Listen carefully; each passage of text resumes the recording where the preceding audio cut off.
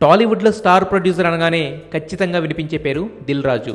దిల్ నుండి ఇప్పటి వరకు దిల్ రాజు జడ్జిమెంట్ తప్పిన సందర్భాలు చాలా తక్కువ. ఈ మధ్య ఆచితూచి సినిమాలు చేస్తున్న దిల్ రాజు ఆర్టిస్ట్ అనే ఆల్టర్నేటివ్ కెరీర్ని కూడా స్టార్ట్ చేస్తున్నారా అనే డౌట్ వస్తుంది చాలామందికి. ఇదేదో సరదాగా అనుకుంటున్న మాట కాదు. ఈ మధ్య దిల్ రాజు గ్లామర్ మెయింటెనెన్స్, స్టైలింగ్ని సూపర్గా మెయింటైన్ చేస్తున్నారు. పైగా శతమానం భవతి సినిమాలో తళుక్కున మెరిసి అందరినీ ఆశ్చర్యపోయేలా చేశాడు. పల్లకి మోస్తూ శర్వానంద్ వెనుక కనిపించిన దిల్ రాజు ఈ సినిమాలో క్యామియో రోల్ చేస్తున్నాడు అనే టాక్ కూడా వినిపిస్తుంది.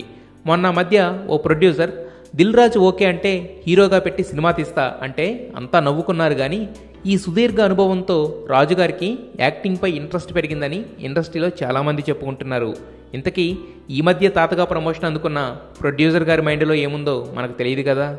ఖచ్చితంగా మీరు అందరూ గర్వించే విధంగాను అరే ఇదిరా చిరంజీవి అంటే మళ్ళీ అనే విధంగా